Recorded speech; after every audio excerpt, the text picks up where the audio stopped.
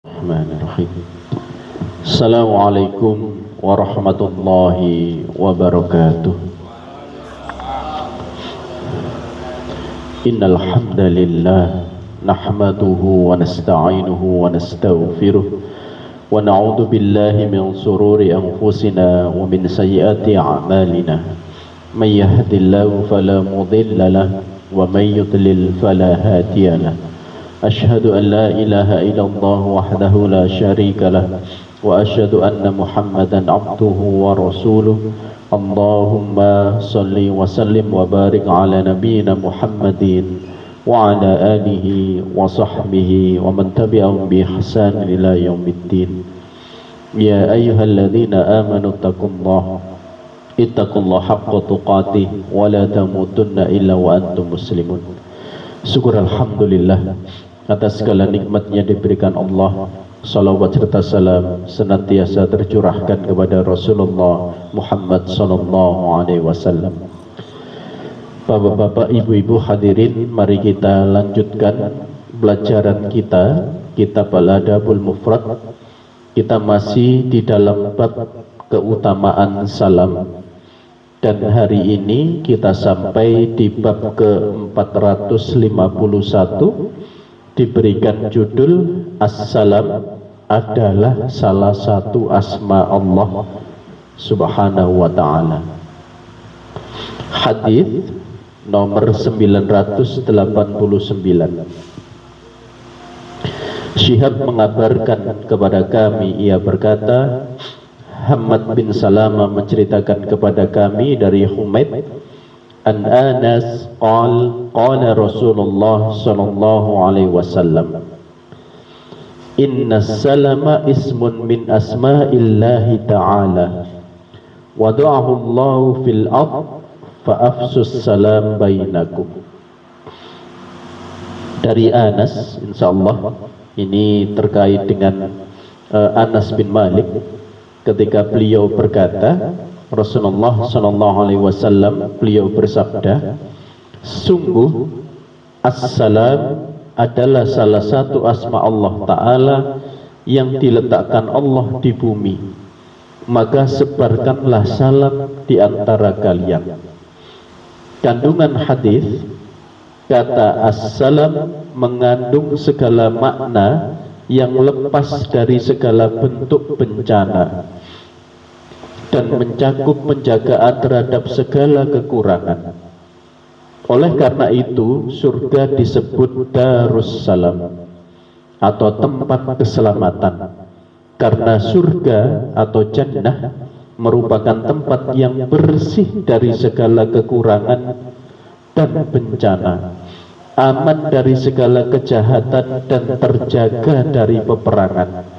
Maka dari itu Islam memerintahkan agar menampakkan dan menyebarkannya. Bapak-bapak, ibu-ibu hadirin, sebagaimana kita ketahui, kata as-salam adalah bagian dari Asmaul Husna. Dan sebagaimana kita juga tahu makna as-salam, makna salam sendiri artinya adalah keselamatan. Di sini disampaikan bahkan selamat dari bencana, selamat dari bahaya, selamat dari kejahatan, aman, terjaga dari peperangan. Inilah makna salam yang juga kita kenal hari ini dengan berbagai bentuknya menjadi agama yang kita yakini kebenarannya, yakni ad-dinul Islam. Islam juga bermakna keselamatan. Sehingga sudah seharusnya hari ini sebagai seorang muslim yang menurut data di Indonesia ini mayoritas muslim, namun di sisi yang lain kita melihat hal yang baru saja terjadi, bencana yang luar biasa, yang sangat mematikan, bencana ekologi, bencana alam. Kita diingatkan, dhaharal fasadu fil barri wal bahr bima kasabat aydin nas.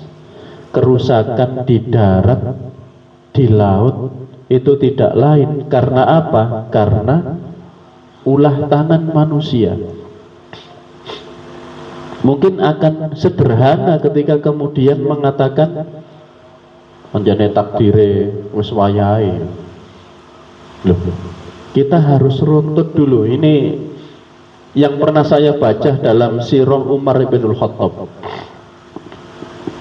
Umar ibn Khattab itu akan menghukum seseorang yang bermaksiat. Loh, orang yang bermaksiat ini akan dihukum itu loh, masih bisa dalil. Dalilnya apa? Yang saya lakukan ini kan takdir dari Allah, katanya. Pripun jawaban jenengan kalau ada yang mengatakan, loh, saya melakukan kejahatan ini kan juga bagian dari takdir Allah. Lalu apa kalimat Sayyidina Umar ibn Khattab? Maka takdir Allah adalah menyuruhku untuk menghukummu. Ngoten jawaban. Awakmu ditakdir no maksiat, aku ditakdir no ngukum awak. Kenapa? Karena kalau kemudian segala sesuatu itu dipandang takdir dan tidak ada evaluasi, tidak ada bagaimana memberikan solusi, ya kita tidak perlu ngapa-ngapain. Weteng kula rek lewe takdir, kok nek wayane wareg lak takdire wareg lak wareg, gak usah mangan. Kita tidak seperti itu diajarkan di dalam Islam. Bahkan kita ini diajarkan untuk berdoa. Di antara doa yang kita baca misalkan, Allahumma inni a'udzubika min jahdil bala wa darakis syaqa wa su'il qada wa samadatil a'da. Ada kalimat berlindung kepada Allah dari su'il qada, dari takdir yang tidak baik, yang kita anggap itu adalah sebuah bencana, maksiat atau keburukan lainnya. Kita diminta berlindung kepada Allah. Artinya hal ini mengajarkan Islam itu benar-benar agama keselamatan. Dan harusnya ketika kemudian umat Islam itu mengamalkan Islamnya, bencana tersebut tidak akan terjadi. Namun sekali lagi, karena hari ini sudah qadarullah terjadi, maka apa yang harus dilakukan oleh yang memiliki otoritas kekuasaan? Ya, sederhananya melakukan apa yang dilakukan oleh Sayyidina Umar bin Khattab. Takdirnya yang punya otoritas sekarang itu apa? Betul, memperbaiki kondisi alam dan mencari, ini betul, mencari siapa yang melakukan hal tersebut. Walaupun ada yang mengatakan ya, informasinya yang melakukan hal tersebut tidak di Indonesia Pak orangnya, tapi di luar negeri. Yang kena bencana siapa? Yang tinggal di sekitar situ. Orang yang tidak tahu, tidak ikut-ikut, tapi yang kena. Sementara yang dapat keuntungan mungkin sekarang sedang menikmati liburan ke luar negeri atau tinggal di luar negeri, tidur di hotel, mungkin hanya melihat bencana itu di TV. Dan ini yang kemudian mengingatkan kita sekali lagi bahwa segala sesuatu yang kita lakukan itu kelak akan dipertanggungjawabkan di hadapan Allah Subhanahu wa ta'ala.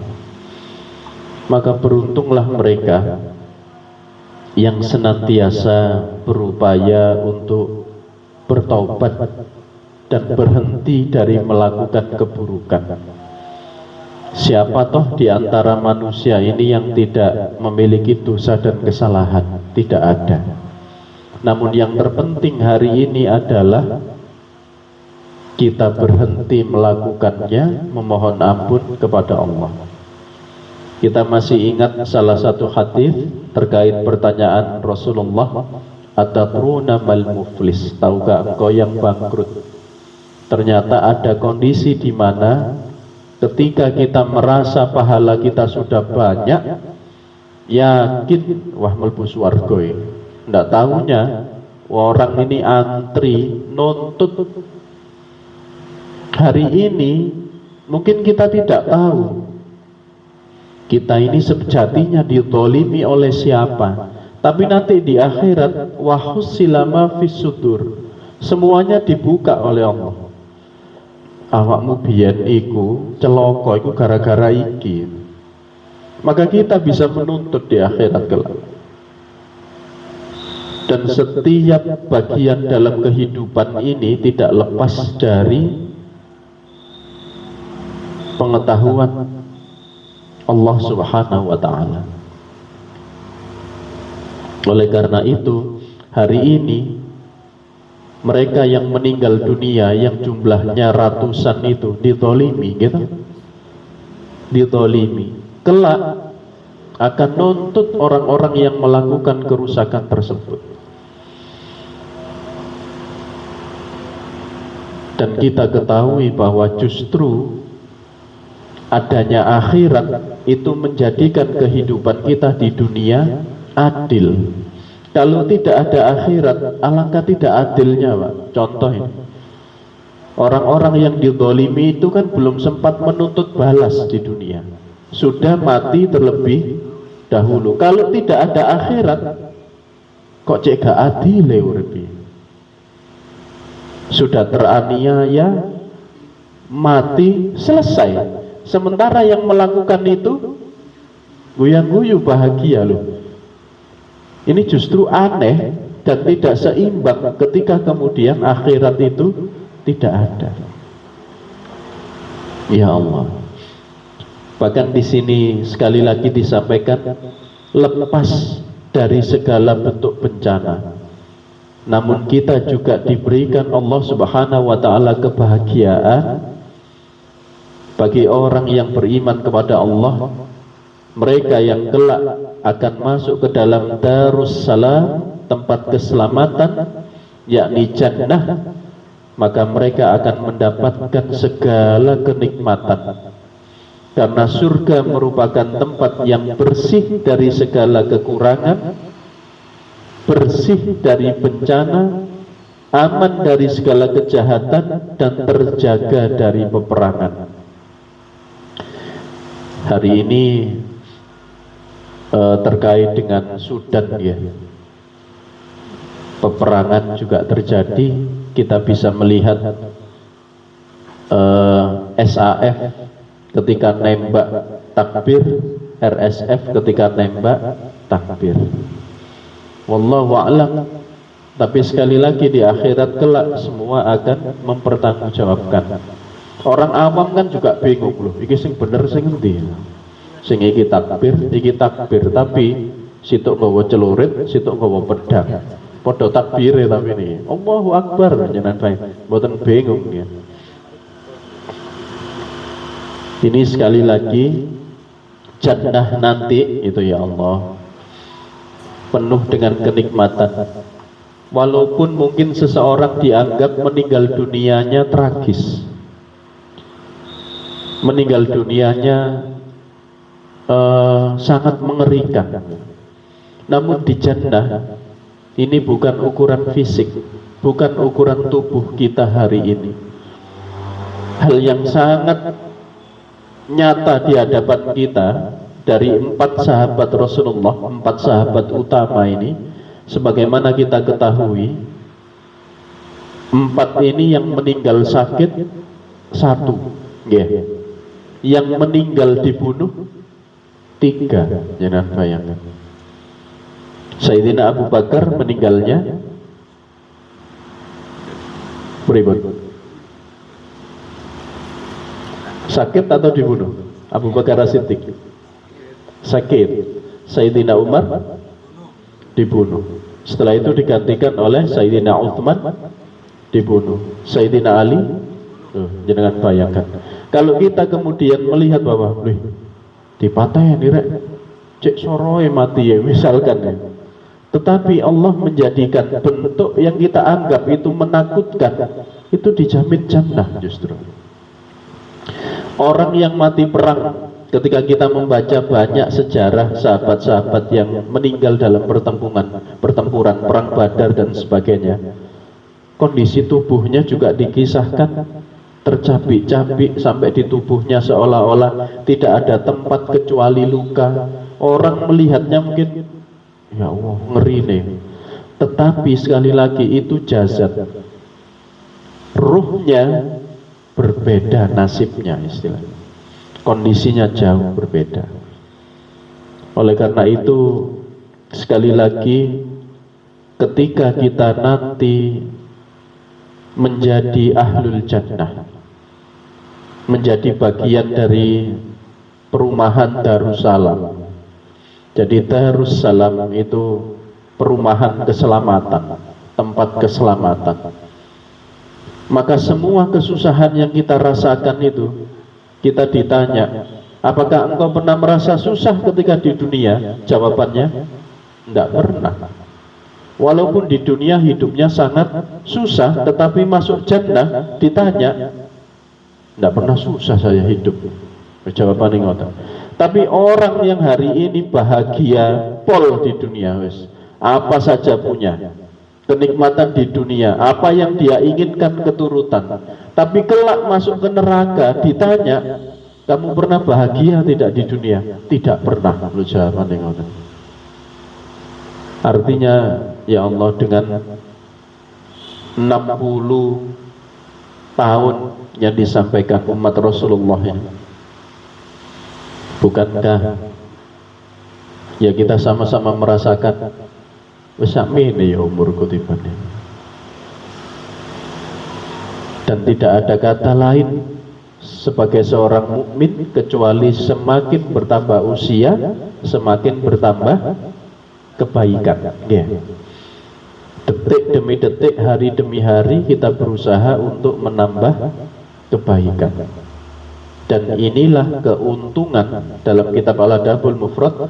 Keutamaan orang yang lebih tua itu diantaranya ilmunya lebih banyak, usianya lebih banyak, artinya kebaikannya lebih banyak dibandingkan yang muda. Nah, ini tidak ada kata lain bagi seorang muslim, bagi seorang mukmin, kecuali dengan bertambahnya usia maka bertambah pula banyaknya kebaikan. Baik, mari kita lanjutkan, dan kita jangan lupa mendoakan saudara kita, membantu apa yang kita mampu. Kemarin teman-teman Lazismu juga sudah mulai bergerak membuka donasi dan membuka posko di sana. Mari kita dukung, kita bantu saudara kita yang mengalami bencana, mengalami musibah. Baik, mari kita lanjutkan. Hadis ke-990. Abu Nu'aim menceritakan kepada kami, ia berkata, Muhil menceritakan kepada kami, ia berkata, aku mendengar Syafiq bin Salamah Abu Wa'il menyebutkan, An Ibni Mas'udin qal kanu yusalluna khalfa Nabiya sallallahu alaihi wasallam qala al-qail assalamu ala Allah falamma qada an-nabiy sallallahu alaihi wasallam salatahu qala manil qail assalamu ala Allah inna Allah huwa as-salam walakin qulu at-tahiyyatu lillah was-salawatu wat-tayyibat assalamu alayka ayyuhan nabiyyu wa rahmatullahi wa barakatuh assalamu alayna wa ala ibadillahi as-salihin asyhadu an la ilaha illallah wa asyhadu anna Muhammadan abduhu wa rasuluh qala wa qad kanu yata'allamunaha kama yata'allamu ahadukumus surati minal Qur'an. Insyaallah. Dari Ibnu Mas'ud, ia berkata, para sahabat sedang sholat di belakang Rasulullah sallallahu alaihi wasallam. Seseorang mengucapkan assalamu ala Allah, keselamatan bagi Allah. Setelah Nabi sallallahu alaihi wasallam selesai dari sholatnya, beliau bertanya, siapa yang mengucapkan assalamu ala Allah? keselamatan untuk Allah. Sungguh Allah adalah As-Salam yang maha memberi keselamatan. Maka ucapkanlah at-tahiyyatu lillah wassalawatu wattayyibah sampai dengan keseluruhan yang biasanya kita baca, wa asyhadu anna Muhammadan abduhu wa rasuluh. Hal ini mengajarkan kepada kita terkait dengan bacaan sholat. At-tahiyyat, ada yang membacanya yang diajarkan at-tahiyyatul mubarakatus sholawatut thayyibatulillah. Nanti akan saya sampaikan terkait beberapa variasi bacaan tersebut. Aku bersaksi bahwa tidak ada sesembahan yang berhak disembah dengan benar kecuali Allah, dan aku bersaksi bahwa Muhammad adalah hamba dan utusannya. Ibnu Mas'ud berkata, para sahabat dahulu mempelajari bacaan tersebut seperti halnya seseorang di antara kalian mempelajari suatu surat di dalam Al-Quran. Penjelasan kata, nah di sini disampaikan, Innallaha huwassalam, yakni bahwa as-salam adalah salah satu asma Allah yang bermakna bahwa Allah bebas dari segala kekurangan dan dari hal-hal baru, lepas dari sekutu dan tandingan. Kalau ada yang mengucapkan assalamu ala Allah, seolah-olah mendoakan bahwa Allah itu selamat, semoga Allah selamat, mboten kualik. Seharusnya yang selamat itu kita, karena Allah ini tidak ada cacat, tidak ada kurang. Justru yang memberi keselamatan adalah Allah. Maka oleh Rasulullah diingatkan. Adapun makna at-tahiyyat diartikan bahwa ia adalah ucapan salam kepada penguasa atau raja.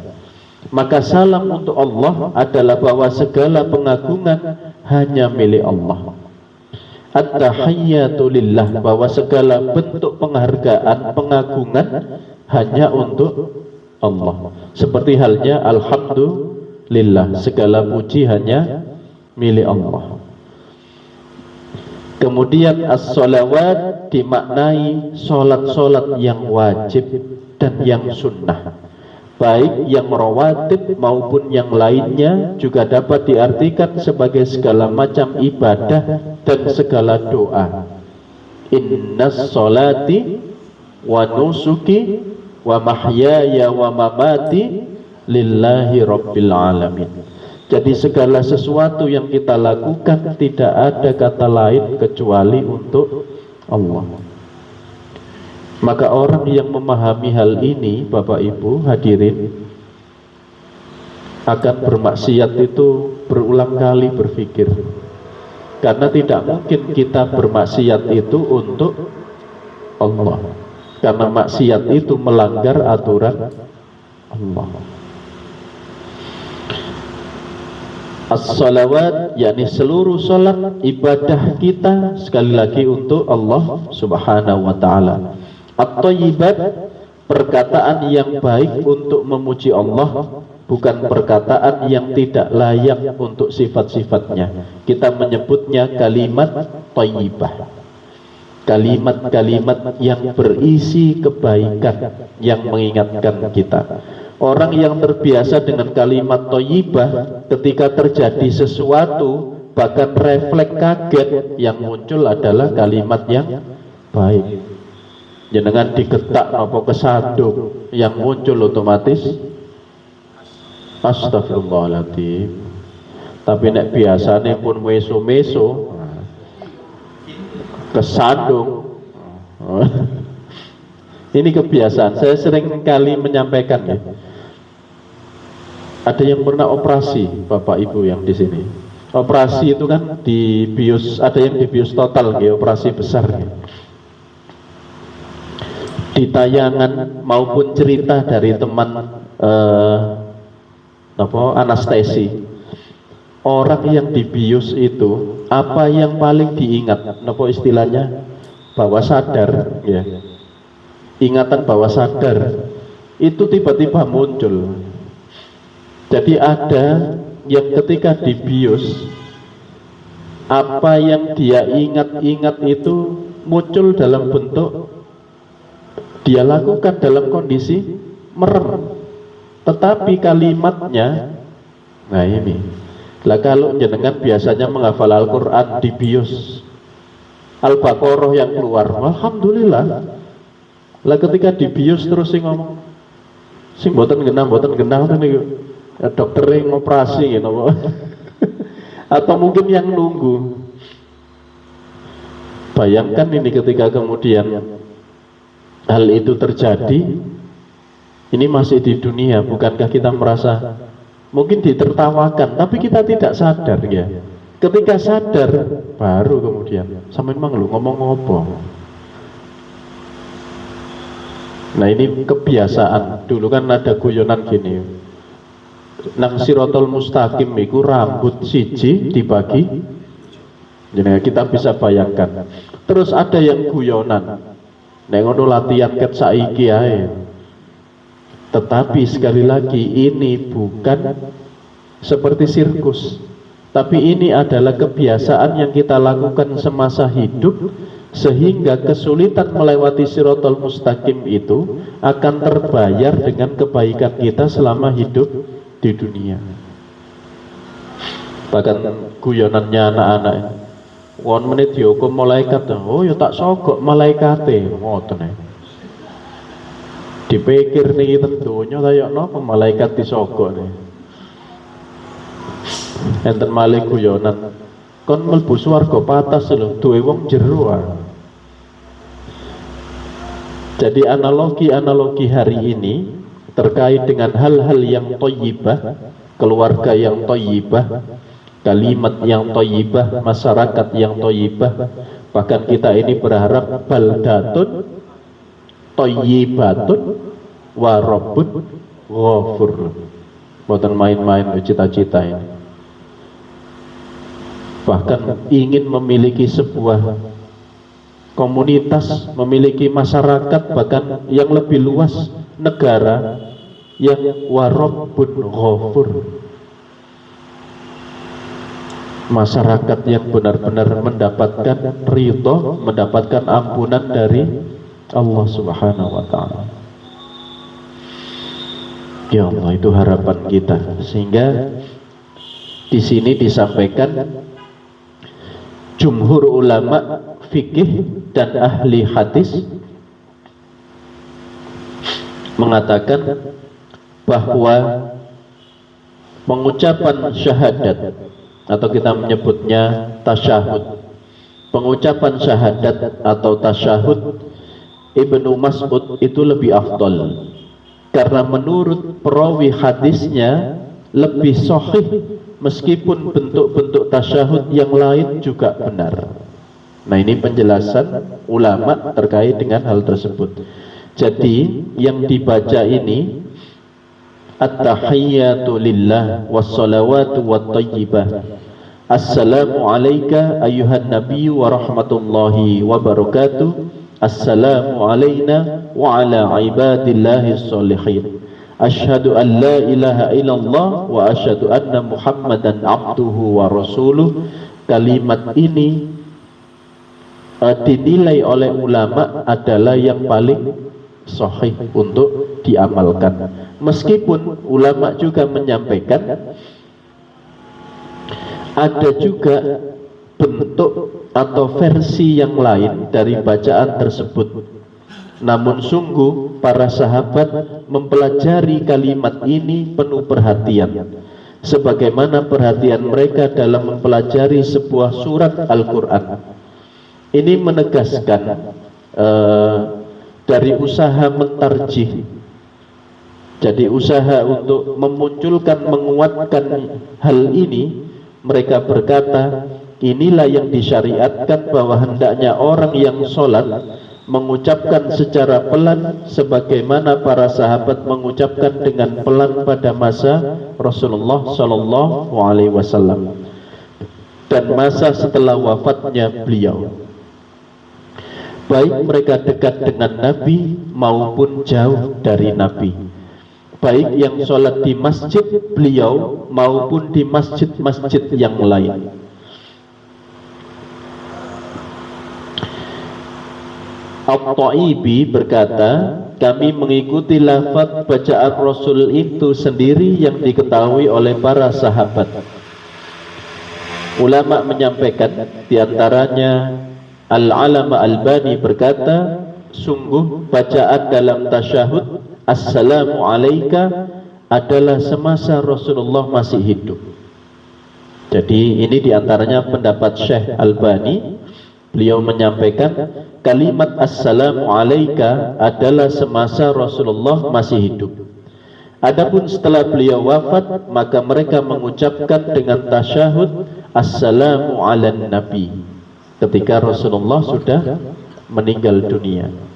Dan itu terdapat dalam lebih dari satu hadis, antara lain riwayat yang sahih dari beberapa jalur hadis Ibnu Mas'ud. Ia berkata, itu saat beliau masih bersama kita. Namun setelah beliau wafat, kami ucapkan dalam tasyahud Assalamu ala Nabi. Dan ini ditakhrij oleh Imam Al-Bukhari dan Muslim juga yang lainnya. Hadis ini hukumnya dinilai marfu. Nah, dari sini dijelaskan hadis ini dianggap oleh ulama yang lebih sahih dibandingkan yang lain. Akan tetapi bentuk tasyahud yang lain juga dibenarkan. Saya mengutip beberapa bentuk dari tasyahud yang mungkin kita baca, bahkan seperti apa diperbolehkannya untuk membacanya. Pertama, hadis Ibnu Mas'ud radhiyallahu anhu yang tadi baru saja kita baca terkait dengan bacaan tasyahud. Yang kedua, ada juga yang kalimatnya seperti ini. At-tahiyatul mubarakatus salawatut thayyibatu lillah. Assalamu alayka ayyuhan nabiyyu wa rahmatullahi wa barakatuh. Assalamu alayna wa ala ibadillahis salihin. Asyhadu an la ilaha illallah wa asyhadu anna Muhammadar Rasulullah. Hal ini tercantum di dalam hadis riwayat Muslim. Segala ucapan selamat, keberkahan, solawat dan kebaikan adalah bagi Allah. Mudah-mudahan kesejahteraan dilimpahkan kepadamu wahai Nabi, beserta rahmat Allah dan barokahnya. Mudah-mudahan kesejahteraan dilimpahkan pula kepada kami, kepada seluruh hamba Allah yang soleh. Aku bersaksi bahwa tidak ada sesembahan yang berhak disembah melainkan Allah, dan aku bersaksi bahwa Muhammad itu adalah hambanya dan utusannya. Artinya di dalam tasyahud atau tahiyat yang ini juga boleh. Ada juga yang ketiga, sebagaimana hadis riwayat Abu Dawud, riwayat Ibnu Umar, dengan solawat At-tahiyyatu lillah as-salawatut thayyibat. Assalamu alayka ayuhan nabiyyu wa rahmatullahi wa barakatuh. Assalamu alayna wa ala ibadillahis salihin. Asyhadu an la ilaha illallah wahdahu la syarikalah wa asyhadu anna Muhammadan abduhu wa rasuluh. Nah, di sini kalimatnya at-tahiyyatu lillah as-salawatu at-thayyibat. Jadi ada juga yang mengucapkan demikian dalam sholat. Yang keempat, tasyahud yang diriwayatkan oleh Abu Musa al-Ash'ari sebagaimana diriwayatkan oleh Muslim dengan lafaz at-tahiyyatu at-thayyibat as-salawatullah. Assalamu alayka ayuhan nabiyyu wa rahmatullahi wa barakatuh. Assalamu alayna wa ala ibadillahis salihin. Asyhadu an la ilaha illallah wa asyhadu anna Muhammadan abduhu wa rasuluh. Ada juga yang menyampaikan demikian. Dan yang kelima, tasyahud yang diajarkan oleh Ummul Mukminin Aisyah radhiyallahu anha, kalimatnya cukup singkat. At-tahiyyatut thayyibatus shalawatu zakiyatu lillah. Ada yang memakai ini, Bapak-bapak atau Bapak Ibu? At-tahiyyatut thayyibatus shalawatu zakiyatu lillah. Assalamu ala nabi wa rahmatullah wa barakatuh. Lebih singkat. Segala penghormatan yang baik, semua doa dan yang suci hanyalah milik Allah. Segala keselamatan, rahmat Allah dan keberkahannya terlimpah kepada Nabi. Kemudian dilanjutkan dengan asyhadu an la ilaha illallah wa asyhadu anna Muhammadan abduhu wa rasuluh, atau asyhadu an la ilaha illallah wa asyhadu anna Muhammadar rasulullah. Kita melihat, oh ternyata ada cukup banyak bentuk dari tasyahud. Hal ini sama halnya ketika kita belajar fatwa majelis tarjih di bab awal sholat terkait dengan doa iftitah, ya. Ada beberapa variasi. Nah, di sini disampaikan oleh para ulama. Para ulama menyebutkan bahwa tasyahud di dalam sholat ada lafaz yang wajib dan ada lafaz yang sunnah. Jadi ada yang wajib, ada yang sunnah atau mustahab, dianjurkan. Yang pertama, bentuk lafaz yang wajib, di mana dibaca sebatas mencukupkan diri dengan apa yang telah disepakati dalam riwayat yang ada. Di antaranya adalah tasyahud yang disebutkan dalam sebagian riwayat tanpa tambahan lafaz wa barakatuh. Jadi di sini kita menemukan ada lafaz tahiyat itu yang tidak ada kata wa barakatuh. Seperti tadi, at-tahiyyatu lillah was-salawatu wat-thayyibat. At-tahiyyatu thayyibatu salawatu zakiyatu lillah. Assalamu alayka ayyuhan nabiyyu wa rahmatullah wa barakatuh. Ada yang tanpa ucapan wa barakatuh, langsung assalamu ala nabi wa rahmatullah tanpa wa barakatuh. Oleh karena itu kita akan menemukan ada seseorang yang juga mengucapkan assalamualaikum warahmatullah tanpa menyertakan wa barakatuh. Boleh, boleh. Nah, di sini disampaikan bahwa juga disebutkan tanpa ada tambahan lafaz wahdahu la syarikalah sebagai ganti dari abduhu wa rasuluh. Dan telah berkata para ahli ilmu rahimahullah, apabila ia menggugurkan satu kata yang tidak disebutkan dalam sebagian tasyahud yang diriwayatkan, maka sah tasyahudnya. Misalkan tadi disampaikan hanya at-tahiyyatu lillah was-salawatu wat-thayyibah, terus asyhadu an la ilaha illallah sampai dengan selesai. Artinya walaupun singkat, maka hal tersebut tidak menjadikan sholatnya batal. Dengan umumnya ketika di tasyahud awal itu membaca sampai mana? Sampai innaka hamidum majid, atau ada juga yang tidak sampai innaka hamidum majid. Ada juga yang menyebutkan terkait dengan sholawatnya hanya di bagian depan saja. At-tahiyyatul mubarakatus salawatut thayyibatu lillah. Assalamu alayka ayyuhan nabiyyu wa rahmatullahi wa barakatuh. Assalamu alayna wa ala ibadillahis sholihin. Ada yang menyampaikan minimal sampai di situ. Ada juga yang menyebutkan sampai dengan innaka hamidum majid. Namun sebagaimana kita ketahui, setelah innaka hamidum majid biasanya kita membaca doa. Apa doanya? Nah, kita berlindung kepada Allah dari siksa kubur, dan diantaranya wa min fitnati Nah, Masih Dajjal. Nanti di sini juga disampaikan. Ibnu Qudamah dalam kitab fikih beliau menyampaikan,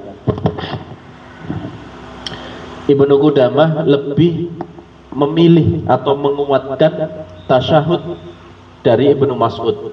Yang tadi ulama menyampaikan lebih diutamakan, lebih dikuatkan, karena para sahabat sangat perhatian terkait dengan tasyahud yang disampaikan oleh Ibnu Mas'ud tadi. Dan bila bertasyahud dengan selainnya maka boleh. Ini yang disampaikan oleh Ibnu Qudamah. Karena Nabi Shallallahu Alaihi Wasallam ketika mengajarkan kepada para sahabatnya dengan berbagai macam lafaz, menunjukkan bolehnya untuk membaca semuanya. Sebagaimana kita temukan di dalam Al-Quran ada qiraah yang berbeda. Ini yang disampaikan oleh Ibnu Qudamah. Berkata Al-Qadhi, dan ini menunjukkan bahwa bila ia menggugurkan satu kata di mana memang tidak disebutkan dalam riwayat tasyahud, maka tasyahudnya syah. Dengan ini maka boleh atau sah untuk membaca lafaz yang paling pendek sekalipun. Nah, ini beliau sampaikan. Seperti misalnya At-tahiyyatu lillah, Assalamu alayka ayyuhan nabiyyu wa rahmatullah, Assalamu alayna wa ala ibadillahi sholihin, Asyhadu an la ilaha illallah wa asyhadu anna Muhammadan abduhu wa rasuluh. Jadi di sini beliau menyampaikan tanpa ada lafaz wa barakatuh. Maka hal itu dikatakan sholatnya tetap sah selama di dalamnya ada sholawat kepada Nabi Shallallahu Alaihi Wasallam walaupun pendek. Nah, ini yang beliau sampaikan. Kemudian berkata Ibnu Muflih, yang wajib dibaca, nah ini pendapat ulama, ada 5 kata, antara lain at-tahiyyatu lillah, salamun alaika ayuhan nabi wa rahmatullah, salamun alaina wa ala ibadillahi sholihin, asyhadu an la ilaha illallah wa asyhadu anna Muhammadan abduhu wa rasuluh. Jadi beliau sampaikan yang wajib itu ada 5. Yang pertama kalimat at-tahiyyatu lillah. Yang kedua ada salam kepada ayuhan nabi wa rahmatullah. Kemudian ada salam kepada wa ala ibadillahi sholihin. Kemudian ada 2 kalimat syahadat. Nah, ini menurut beliau ini wajib dibaca, walaupun tadi disampaikan terkait dengan sholawat kepada Nabi itu pendek, namun tetap harus dibaca, harus dimunculkan.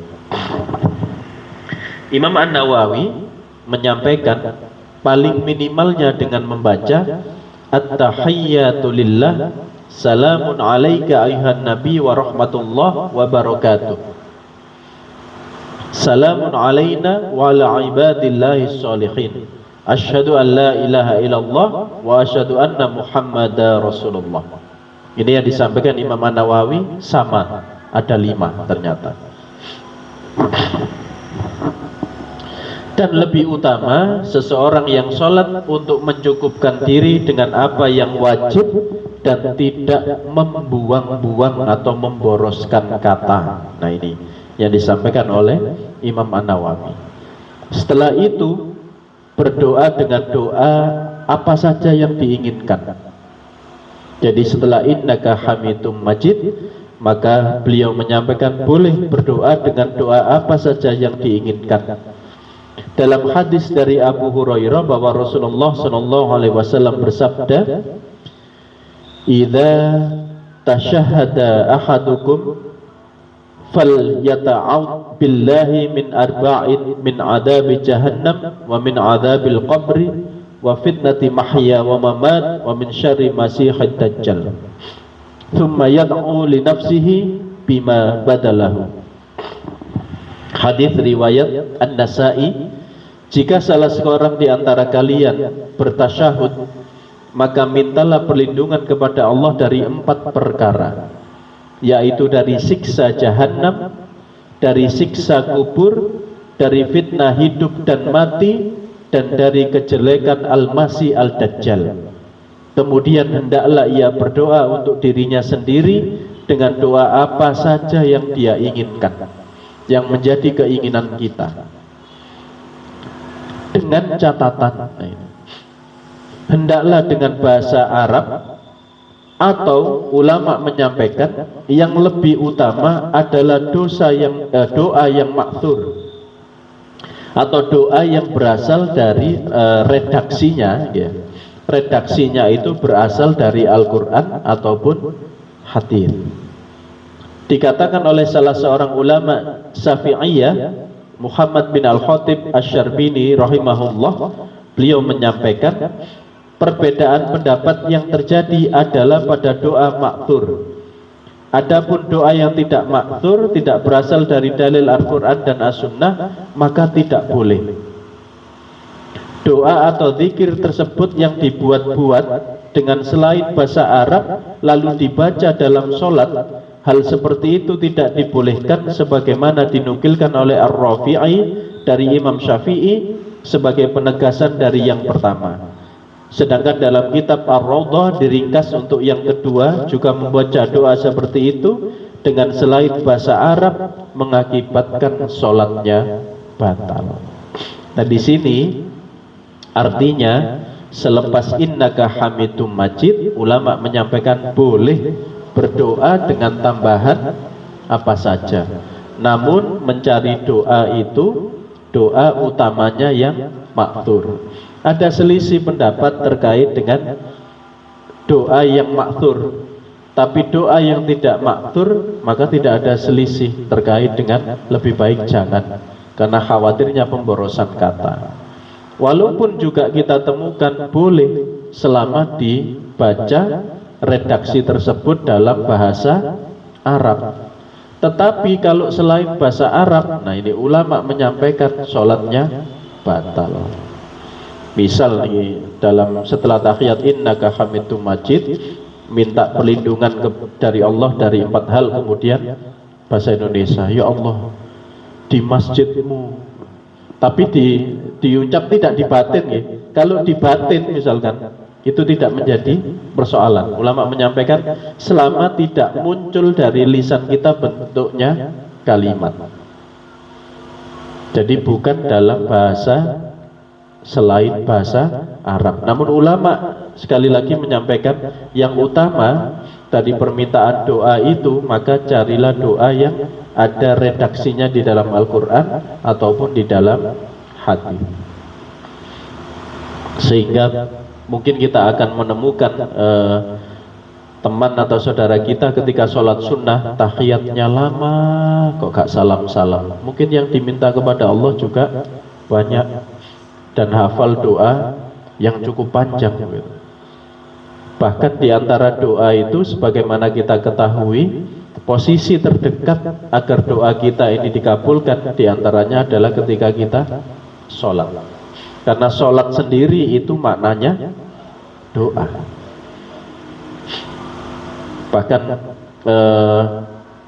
selain waktu, kemudian amal, juga tempat. Ini kan yang kita cari.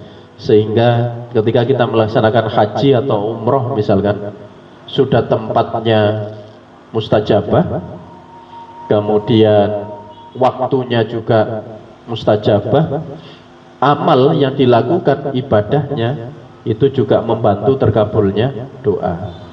Makanya ketika jenengan haji atau umroh, saudara kita yang mungkin punya hajat, punya keinginan, punya kesulitan, boleh dititipkan.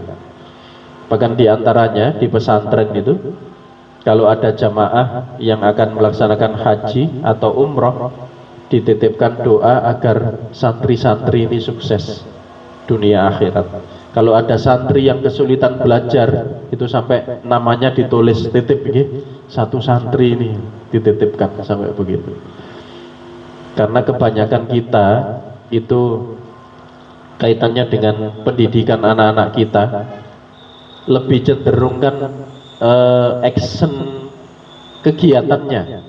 Maksudnya, wah bijiku elek, leso gitu. Melok les nang kene, belajar nang kene gitu. Tapi kadang kita kurang untuk mendoakannya.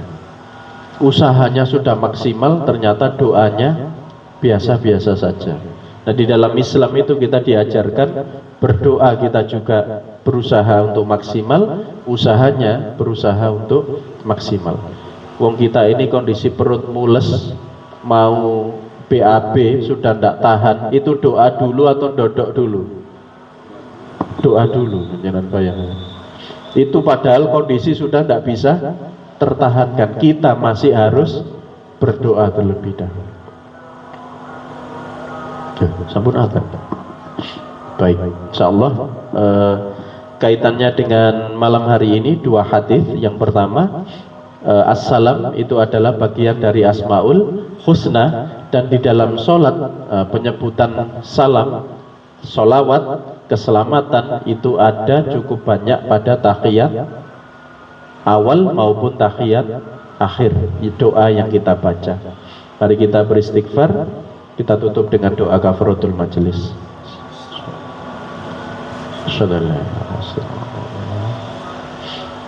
Ihdinas siratal mustaqim. Wassalamualaikum warahmatullahi wabarakatuh.